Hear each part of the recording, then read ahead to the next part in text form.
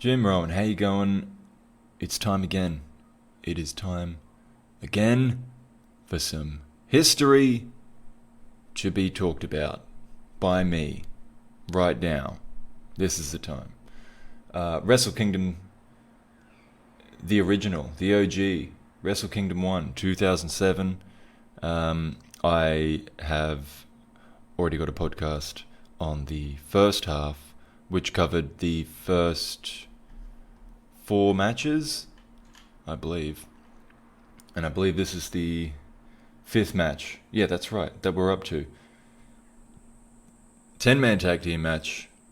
Kaz Hayashi, Koji Kanemoto, Takamitonoku, Tiger Mask, and Wataru Inoue versus CTU, which is Jushin Thunder Liger, Milano Collection AT, I should say, Minoru, that's the CTU contingent, and then there's a Voodoo Murders pair of Brother Yashi and Shuji Kondo.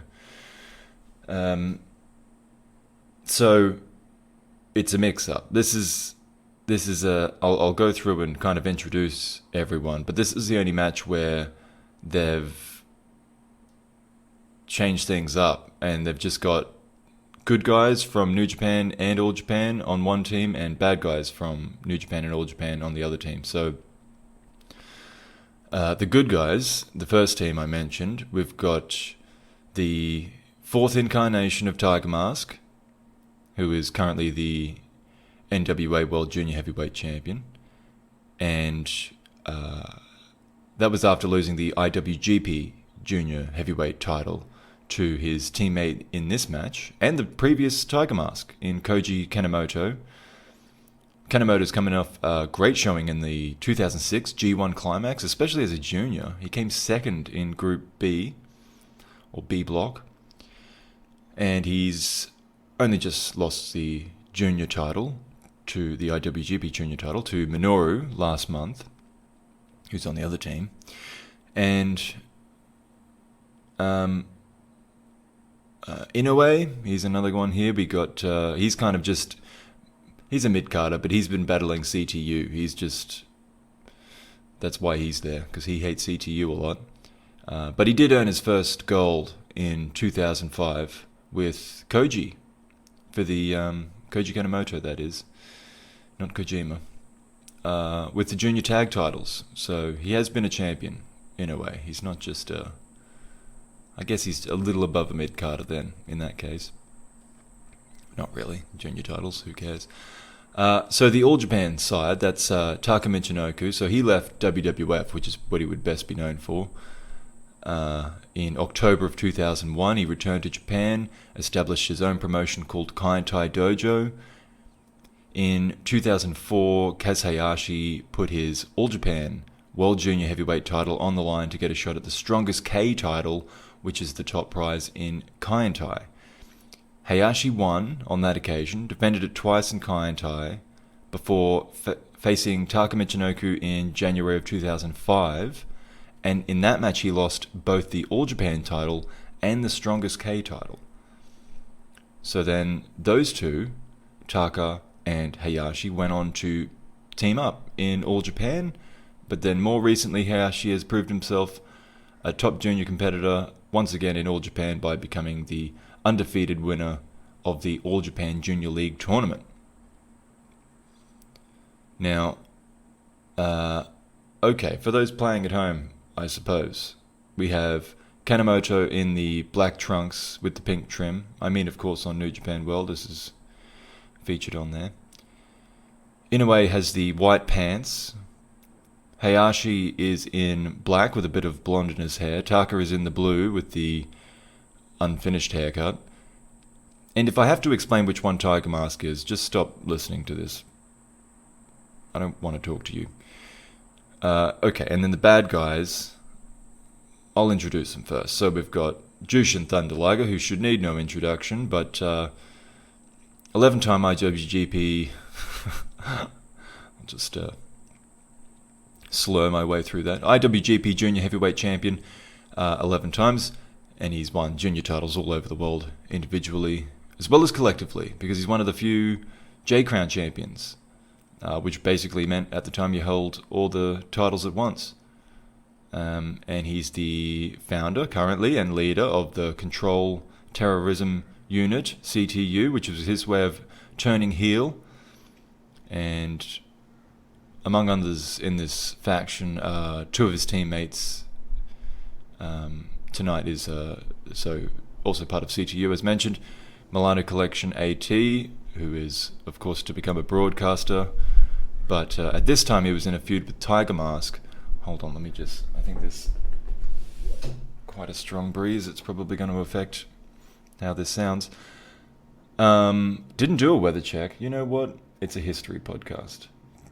What was the weather like in 2007? Who's to know? So never mind the weather check. What was I up to? So Milano is feuding with Tiger Mask, and he's attempting to tear off and steal as many of Tiger Mask's masks, steal as many of his masks as he can, and he's going to try and sell them. So it's not a bad plan. Tiger Mask has been a big rival of Jushin Thunder Ligers, of course. So there's a connection there as well. Minoru is the current IWGP Junior Heavyweight Champion. He won it, as mentioned previously, from Kanemoto. And this is his fourth reign as champion. And he began his career in the early 90s with shoot-style promotions, but he's been with New Japan for a while now. Okay, and now the All Japan guys. This is taking forever. Voodoo Murders. We already talked about them. Bad guys in All Japan. So that's Brother Yashi and Shuji Kondo. Yashi and Kondo have teamed with Milano Collection in the past, and they turned on him to form their own group, and they've teamed together since. And then they joined Voodoo Murders when they came to All Japan in 2005. Kondo has been the reigning All Japan Junior Champion since defeating Taka for the title in October 2005. I feel like I got that wrong. I thought it said Hayashi won it before. Didn't I just say that? Let's go back. January. Oh, okay. Taka beat... Oh, right. That's what happened. Taka beat Hayashi for it in January 2005. Then Kondo beat Taka for it in October 2005. That makes sense. So, yeah, Kondo is the All Japan Junior Heavyweight Champion. And these two as a team, Yashi and Kondo, they were undefeated in the round-robin part of the All Japan Junior Tag League, but they lost in the final. So, yeah, all these guys on both sides are pretty top junior heavyweights. But I'll introduce, or again for those playing at home, so you can tell everyone apart. Minoru is the guy in the black and red tights, and you might notice at the beginning of the match here, he fakes out Hayashi with a handshake. He goes to, come on, shake my hand. Which, I mean, I know it's 2007, but it was still an old trick in 2007. So the fact that Hayashi falls for it, and then Minoru just gives him a big thumbs down in his face, and Hayashi gets real mad about it.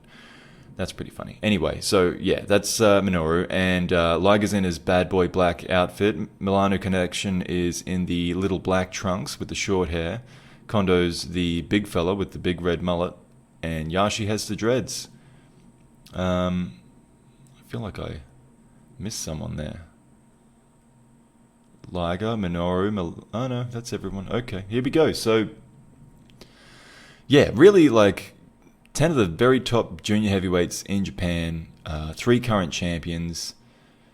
Kanemoto's fired up right from the start. He punches the guy closest to him when this match starts, which happens to be Kondo. And then Yashi tries to help him out, but Kanemoto takes them both out with kicks, but he takes too long with Kondo, who picks him up, slams him down with ease. He's the big, burly guy in this match. He's the powerhouse of all 10 guys. And then we have Hayashi and Minoru in next, but they're not in for long. Hayashi goes flipping straight through the ropes, straight out to Minoru, and then they all start leaping everywhere. Tiger he's straight into the chest of Kondo. Taka leaps out at Liger. Inoue goes knee first off the apron at Milano. Koji lands on Yashi. And then the babyfaces all regather back in the ring. Taka and Hayashi show they still have some chemistry. Liger goes straight for the kill with a low blow on Taka. All the heels club on Taka in their corner. Yashi grabs Taka's nuts in full view of the referee. Taka, unsatisfied with the referee's attempts to stop this, grabs Yashi's nuts back. Then they let each other go, and Taka collapses, inadvertently kicking Yashi low again, and then Yashi falls forward and headbutts Taka low. Little comedy spot there. Milano shows agility and flexibility in dodging Taka's kicks, which is his normal kind of,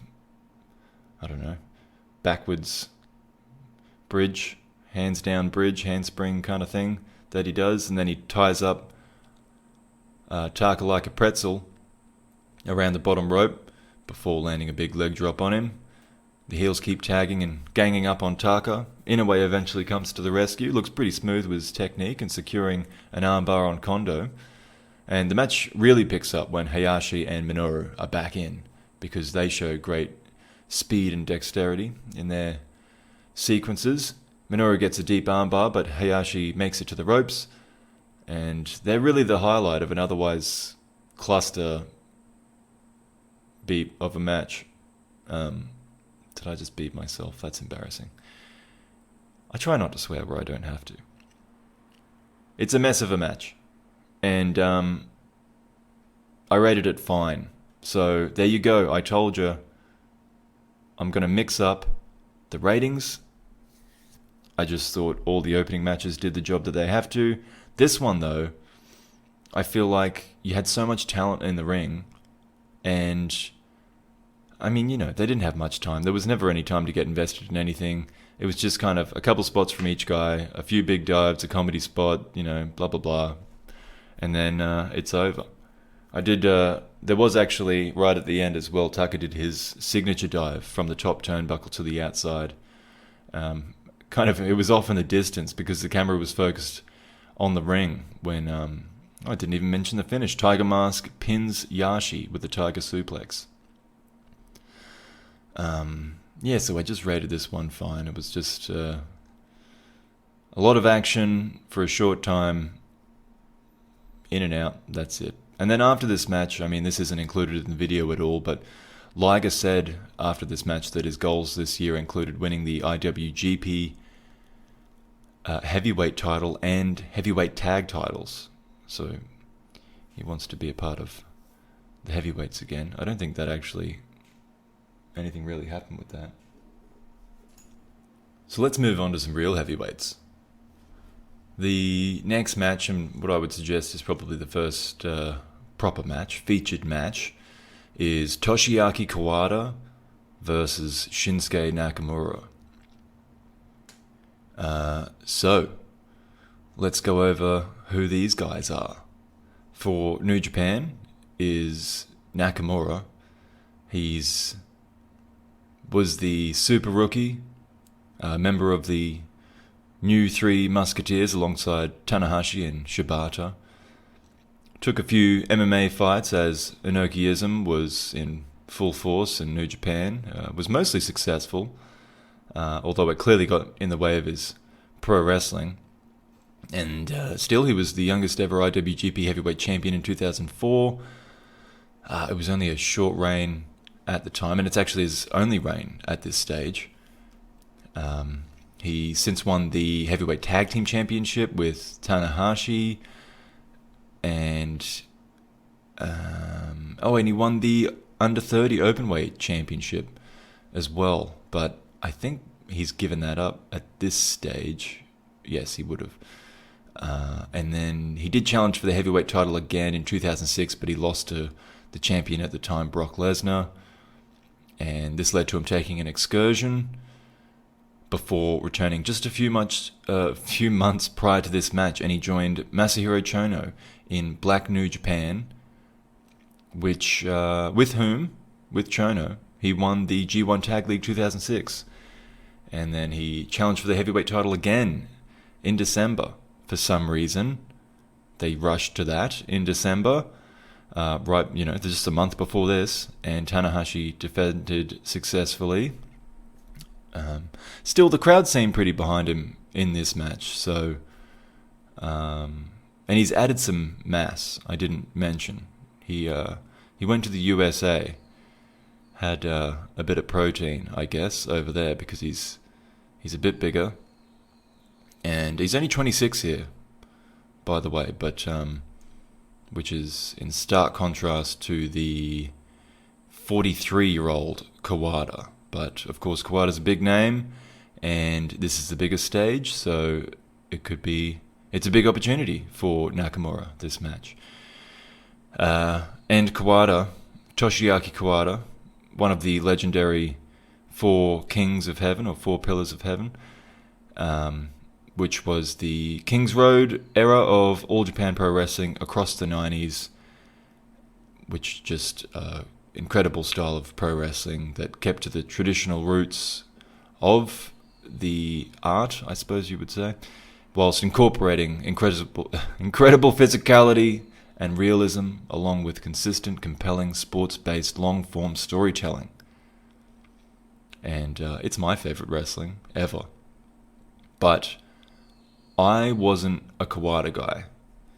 I was Misawa Kobashi. I'm a big mark when it comes to this stuff. I just like the baby faces. If you're doing your job right, you should like the baby faces.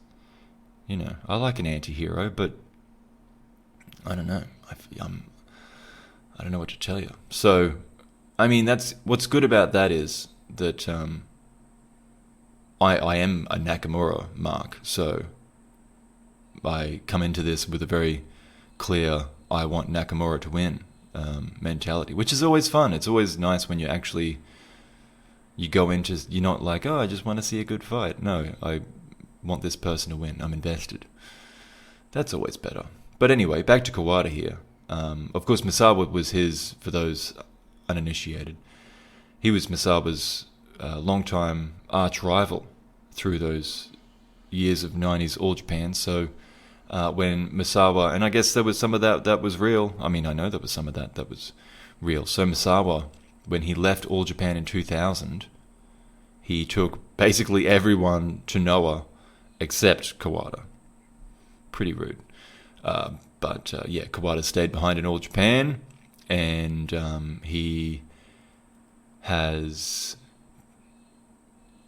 been a part of helping them rebuild. He won the Triple Crown title for the 5th time in September of 2003. His first win of that title, for the record, being in 1994. But just as recently as 2005, he held that title when he was finally beaten by Kojima. And then Kawada shortly after that actually became a free agent, and he didn't return to his home promotion until July of 2006, where he challenged the current Triple Crown champion Taiyo Kea. That was in August, but he failed in that attempt. And now, just a few months after that, he is in a featured match, Wrestle Kingdom, facing young Nakamura. Nakamura with his mid-length hair at this time. He's got a black robe, black trunks, black knee pads, black boots, shooter look. Comes out, no fuss. He's got a little fuss. He's got that little hand gesture combo thing he does before he enters the ring. And then Dangerous K has his classic black and yellow outfit, and I think it might be a little extra stretched, but he's still in decent shape. And he's got the All Japan nameplate graphic when his name's announced. But they skip his entrance on World.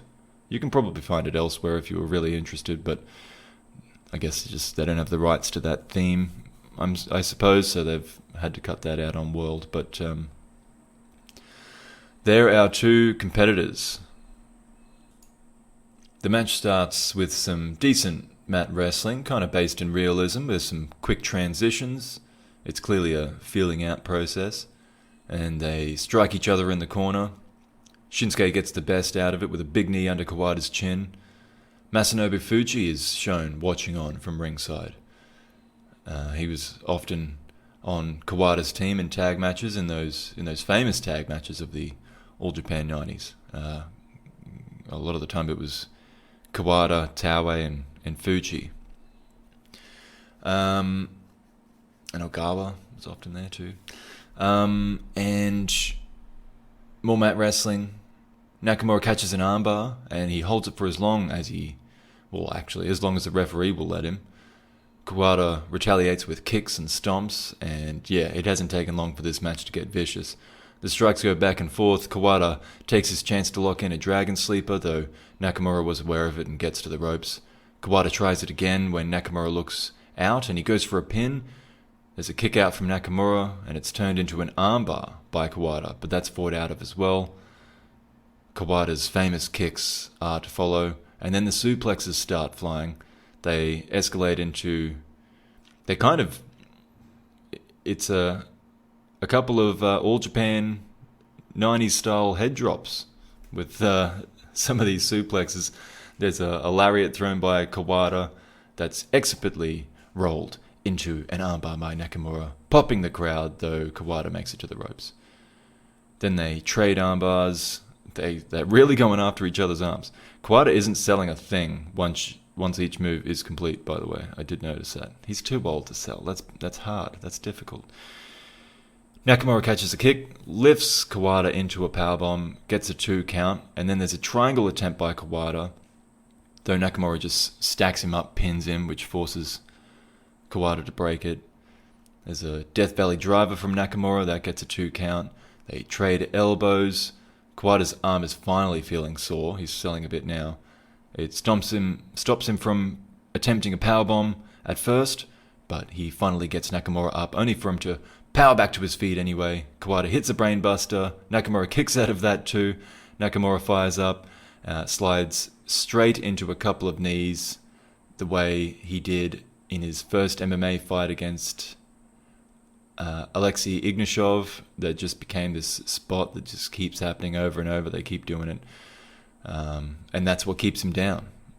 Kawada wins by pinfall. So I called this match good. I went back to good. I'm going to change from good again. I trust me, please. I don't know. I thought good was... I kind of, I liked the match. It was rough around the edges, which I like. I like that. It makes it feel like a fight. This wasn't really pretty, clean, it didn't look like they were cooperating. So I don't mind some of that. There's a certain way in which it can be done that looks good. Sometimes it just looks like a bad pro wrestling match. But no, these guys are they made it look like a fight. The finish lacked the impact of a very good match, I would say. If it was to go to that next stage, I can't help but feel like it was the wrong result, just because, like I said at the start, I was a Nakamura mark. He's the young fella, why isn't he beating this old guy? I guess I get it. If you're going to do an All Japan thing, Kawada's the only guy that's left that's really, truly of that All Japan, what made All Japan popular most recently, leading up to this match. So, I guess it makes sense to give him a win. Maybe just over a different person would have been cool. It just doesn't seem like they've booked Nakamura very well recently. Since he's come back. I don't know. He won that tag thing. But also just... Not even that. Actually, as far back as when he dropped the title, it just seems Nakamura's been a bit lost. Anyway. So I called it good. And the You know what? In fairness, though, and I guess it's a New Japan crowd, but they didn't particularly like the finish either. So it's not like they popped the crowd with like, oh yeah, everyone wanted to see their favorite, All Japan legend win. So it was still a big match. It was good. Okay. Now the next one's very good. And it's not just for bragging rights. The Triple Crown Heavyweight Championship, All Japan's top prize, is on the line. Yuji Nagata for New Japan challenges the All Japan Heavyweight Champion, Minoru Suzuki. These two were seniors together in 1986, and Suzuki beat Nagata twice in their amateur wrestling tournament. It was a Tokyo high school tournament. And then he beat him again, Suzuki, beat Nagata again at the Japanese sectionals, which I think we call that regionals here. But yeah, it's just kind of, obviously the next level above being the top high school wrestler. And then Nagata went on to represent Japan in Greco-Roman wrestling over the next few years at Asian and World Championship tournaments before joining New Japan in 1992. And then he became popular during the UWFI invasion of New Japan in 1995 because he was able to adopt that shoot style and really kind of fight on the side of New Japan against those shoot style guys and have some really good matches. Then in 1999, this is just a quick history of Nagata's career. In 1999, he had a run as a tag team champion with Nakanishi, who remains an ally for him. In 2001, Nagata won the 11th G1 Climax tournament, and he won the heavyweight championship, the IWGP heavyweight championship, for the first time and so far the only time in 2002. His MMA career was short but insane, going 0-2 against legendary heavyweights Mirko Cro Cop and Fedor Emelianenko, both fights being stopped in the first round. He's also had some matches in All Japan and Noah, but he is, at this time, really very much not the top guy, but a top guy for New Japan. Minoru Suzuki in the red corner, the co-founder of Pancrase, one of the first mixed martial arts organizations in the world. He fought in legitimate contests for the majority of the 1990s. He returned to pro wrestling and to New Japan Pro Wrestling in 2003. He was originally a part of the company in 1988. But he was quickly drawn into the shoot-style wrestling that was getting big around that time, before making the full leap into the full contact competition with Pancrase. So that was in 1993 that Pancrase started. And most of those fights were real. Or at least, Pancrase is an interesting transition from real to fake, if I may use those terms. Because you've got, so shoot-style wrestling, right? And then you've got MMA. Or Pancrase is a good example, the early Pancrase in real fights, because it's got that no punches rule. So it is pro wrestling, it's just real pro wrestling.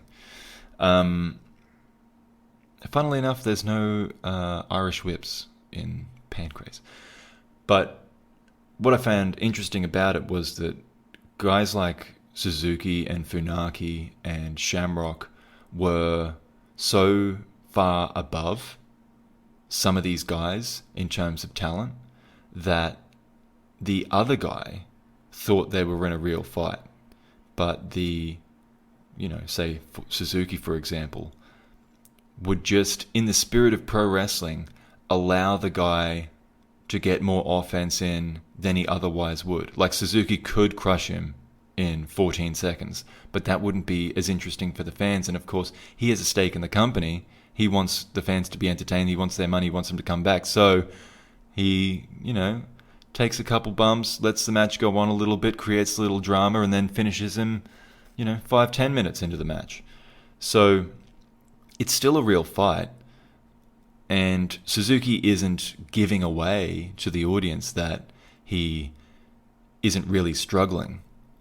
But it's like a one-sided work. And I think that's it's interesting when you look at pro wrestling on this spectrum of between when it's shoot pro wrestling, real MMA, whatever, and then you slowly come back and Pancrase would be up there, just kind of half real, and then there's just maybe the finish is real, like in the UWFI match when Takada knocked out, who did he knock out? He knocked someone out for real with a head kick, just bang, just to legitimize what they were doing. I don't know, it's just interesting, that spectrum of things, but I'm off on a tangent, my apologies. So Pancrase started in 1993, but yes, like I said, Suzuki returned to New Japan in 2003. He attempted a shot at the IWGP heavyweight title in 2004, but he lost that. Then he started to work for Noah Suzuki. 2006, he started predominantly working for All Japan. A feud quickly developed between he and the current Triple Crown champion Taiyo Kea, which culminated in Suzuki taking his title. Sorry, the former Triple Crown champion. Taiyo Kea is in the next match. Of course, Suzuki's the champion in this match. I've just said that's what this match is for. So Suzuki took that title just in September, and he's only defended it once so far against Rosie.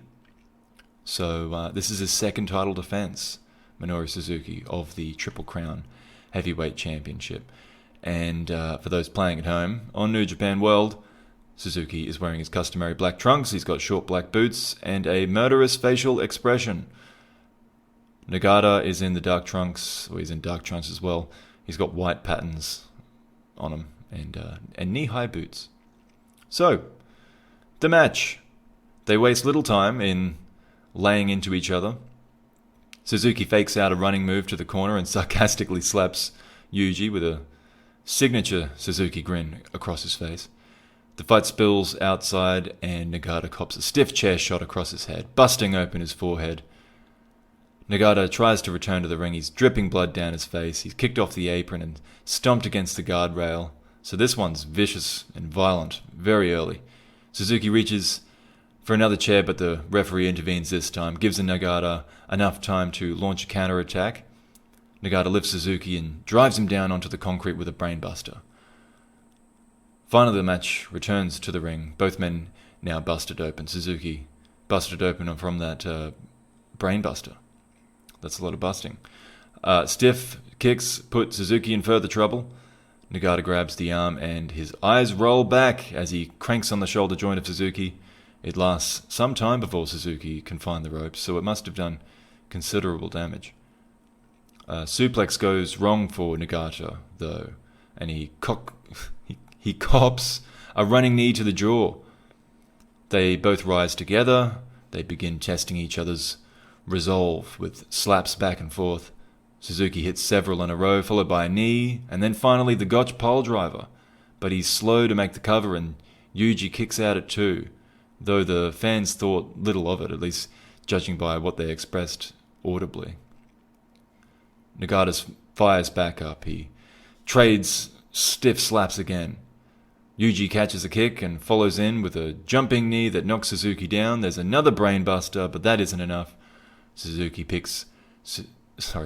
picks Suzuki up for the backdrop driver. That should be it, but Nagata's not done. He stops the pinfall himself and waits for Suzuki to rise. Nagata waits for Suzuki to rise. A stiff kick seems to just wake Suzuki up. As he kicks out at 1, he comes bounding forward with desperate slaps.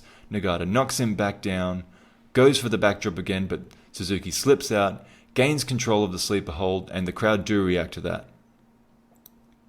Suzuki flips Nagata over with an impressive throw while in the sleeper and attempts to take his back on the ground, but Nagata fights the grip, nearly gets out. His persistence, it's persistence from Suzuki that wears him back down. and Nagada goes out from the choke.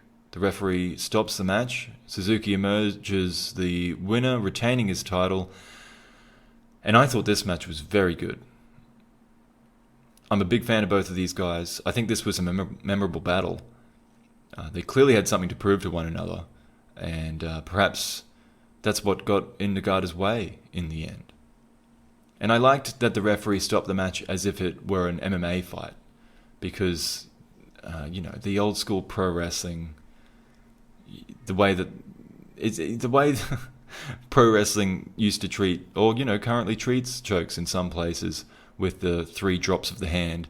I mean, realistically, that would generally result in death.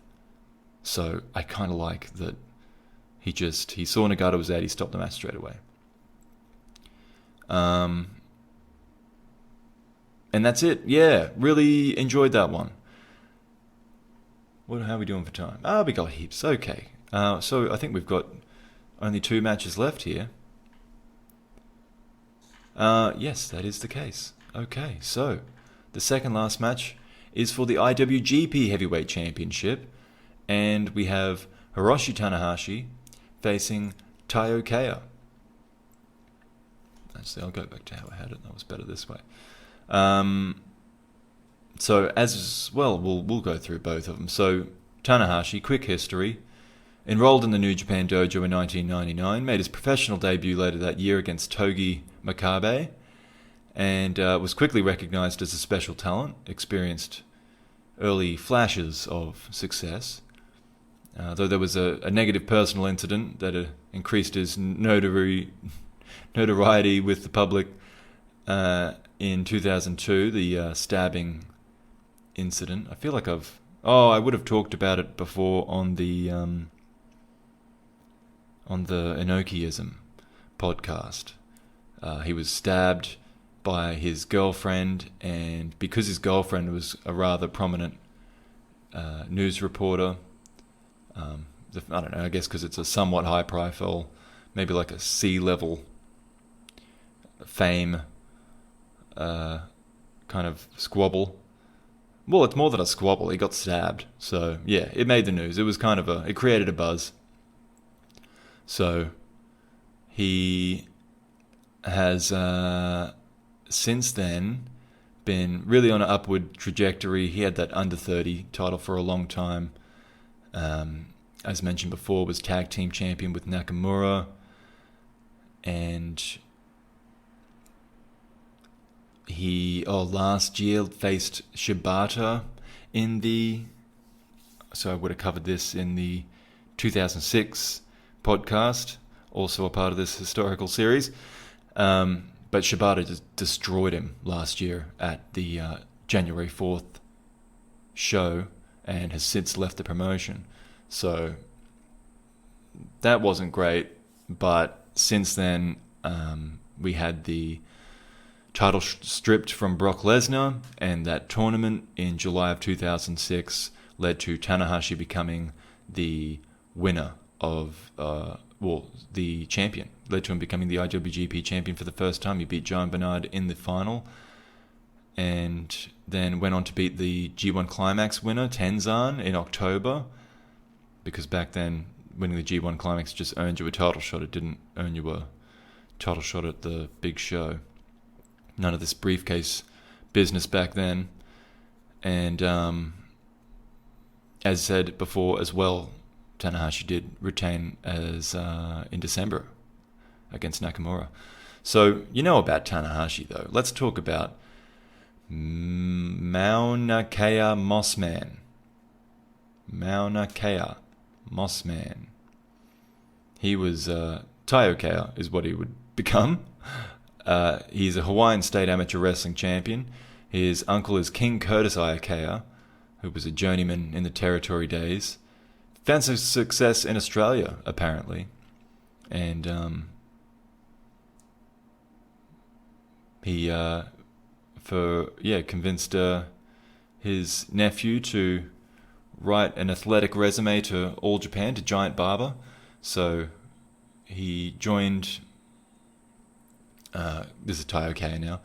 He joined in 1994 as a junior heavyweight, won his first gold just 3 years later over Ogawa, who was kind of the junior heavyweight stalwart heel for All Japan for a long time there, apart from Nobu Fuji. But he graduated to heavyweight as Misawa took over, so toward the end of the 90s, but he was kind of out of favor. So that was why when Misawa departed, Taiyo was one of the few guys to stay back with All Japan. And he changed his name to Taiyo as like it was an attempt to appeal to the Japanese fans a bit more. He's had some success as a tag team wrestler. He actually tagged with Keiji Muto at one point. Won tag gold for both All Japan and New Japan within a week. And then they were actually the first team to win both, let alone hold them simultaneously. Later he turned on Muto and joined ROD, Roughly Obsess and Destroy, which was a stable that guided him toward the Triple Crown title. He beat Suwama in 2006 for the in the Champion Carnival final. Went on to defeat Kojima in July of 2006 to claim the Triple Crown Championship, and defended against Kawada in August, defended against Suzuki, and in September, Buchanan and D'Lo Brown turned on Taiokeya and Takamitonoku to join Voodoo Murders. So Kaya and Taka entered the Real World Tag League in 2006, but they only made it to the semi-final. So he's kind of, because ROD fell apart, he's without a team, I think, at the moment, apart from Taka. So, in this one, surely you can tell them apart. Taioke's wearing the bright red booty shorts, and Tanahashi's got the full white outfit. And the match, kind of a battle of homegrown youngsters, I suppose, from both sides, and they're entering their prime as well at this point. I mean, Tanahashi's 30, Kaya is 31. The champion wears the IWGP title belt that resembles a crown, the title that was presented to Shinya Hashimoto in 1997. So this was covered in the Inokiism stuff as well. Oh, actually, no. The resolution of this would not have been. But you know what? We'll save it. We'll save it when I get up to it. So they've got this crown title at the moment because they had to bring it back because Brock Lesnar took away the IWGP title that they created after retiring this title. That is yet to be resolved, but it is not far away. So they've had to bring back the crown title, and that's what Tanahashi holds at the moment. Begins with chain wrestling. This one, it's tight, it's aggressive. It was a good start. Tanahashi slaps Kaya on the break rather than a clean exit, and pays in kicks from the larger, yet still agile, challenger. The fight tumbles outside of the ring. Kaya takes advantage with a driver to the concrete, which he exposed after peeling back that protective mat. The match, the fans begin to get behind Tanahashi as Kaya takes over. There's a huge powerbomb that's kicked out of by the champion. He skins the cat, he lands a sling blade.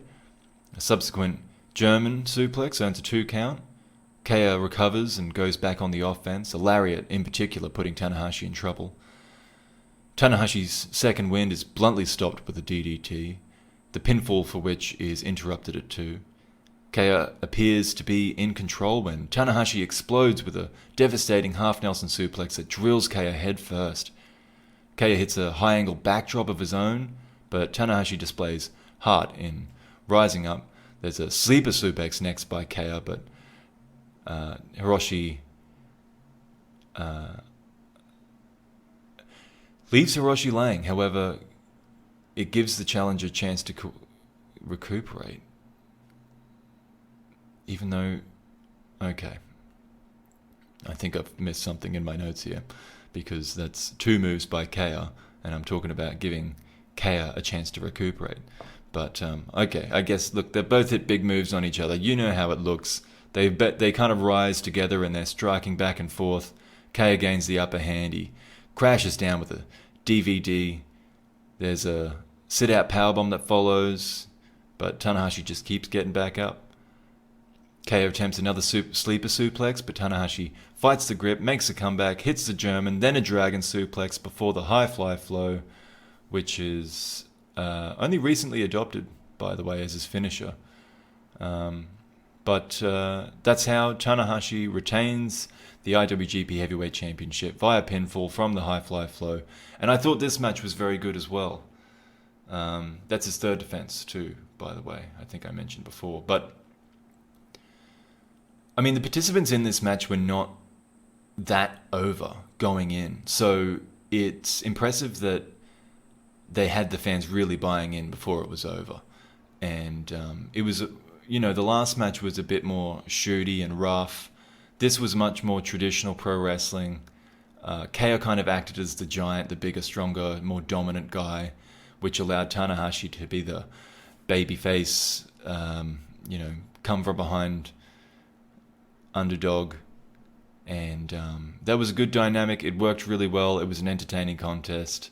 And I enjoyed it very much.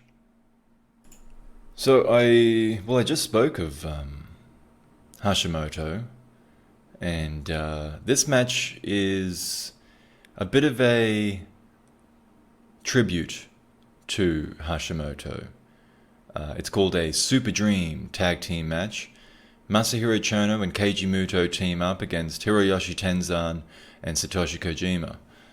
So all 4 of these guys have obviously long storied careers, and I mean, delving into the background of just one of them is worthy of discussion. So for the sake of brevity, here's a quick recap with kind of a focus on the relationships that these guys have shared together. With Chono and Muto, they debuted for New Japan in a match against one another. That was in 1984. And both men toured the world to hone their craft, but came together again in 1990 to win the tag titles.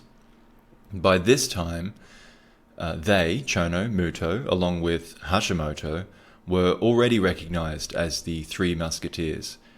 And in 1991, so I guess if it's not obvious, by Three Musketeers, it's kind of, they were pointed at as the future of the company. And it didn't take long. Chono beat Muto in the final of the first G1 Climax tournament. That was 1991. And all 3 of them celebrated in the ring afterwards.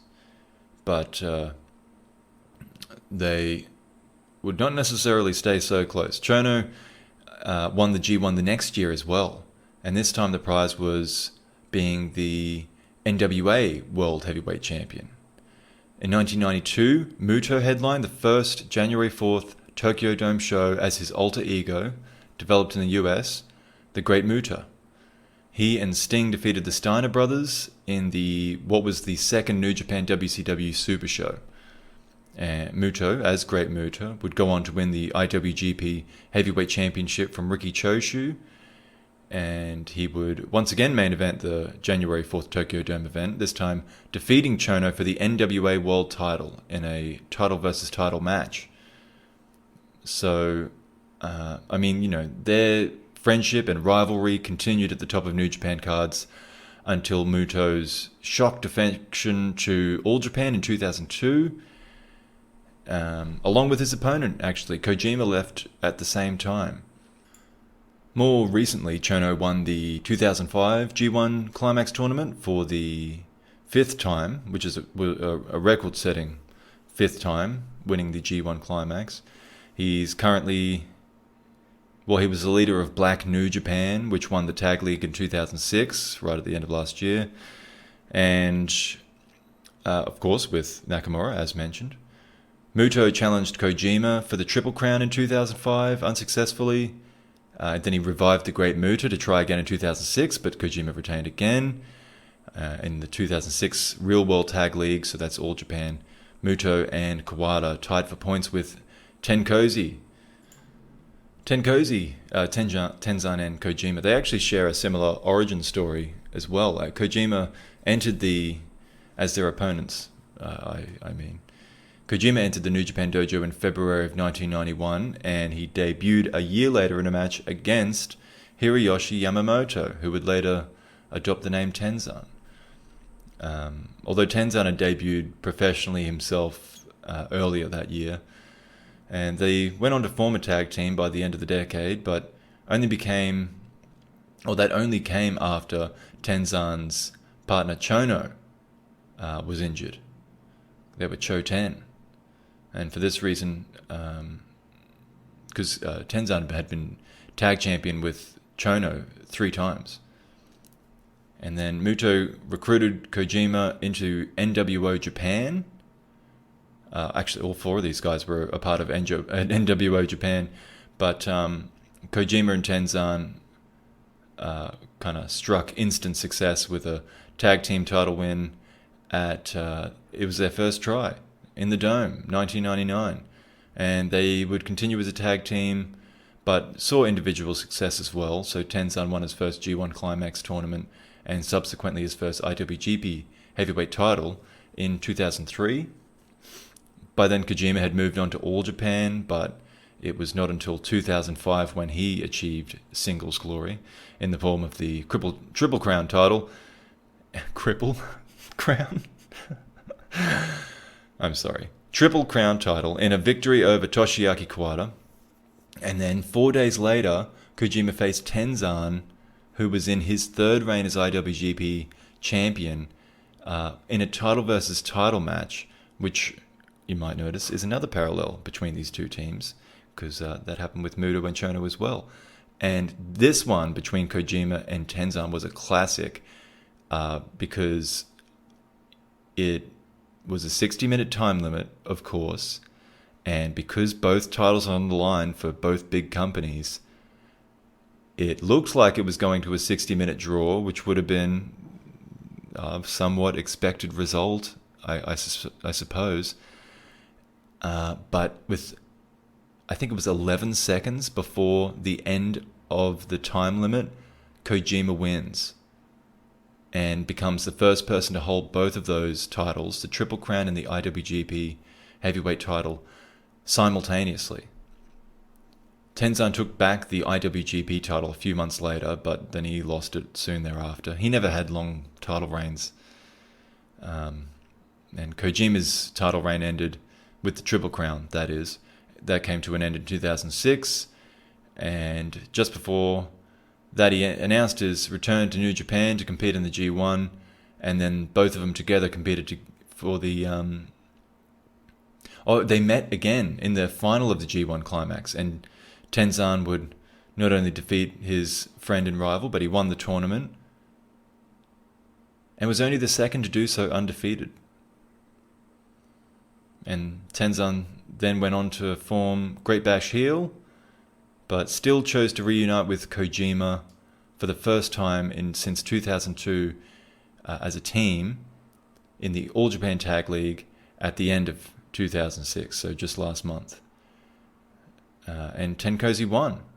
Well, not only did they claim victory, in fact, they became the first and only team to have won the main annual tag tournaments in New Japan and All Japan. So this is happening a lot recently, these firsts, these simultaneous firsts between the 2 companies, obviously because they've just started working together. But history is being made around this time, and these guys have been a big part of the last couple of decades of Japanese wrestling history. So Super Dream tag team match, I think, is apt, but I suppose I'll still introduce in each one. I mean, Kojima's in the black and orange, including his orange goggles. Tenzan is in the black, and he has horns. Chono's in his all blacks, well, kind of a Matrix style outfit, actually. And Muto has a beautiful white coat over his black and white tights. The match begins with Muto rushing Tenzan with low drop kicks and shining wizards, attacking Kojima too and forcing them both to retreat outside momentarily. Tenzan returns and fights back with his signature Mongolian chops, enjoyed by the crowd who emulate Tenzan's hissing noises as he strikes.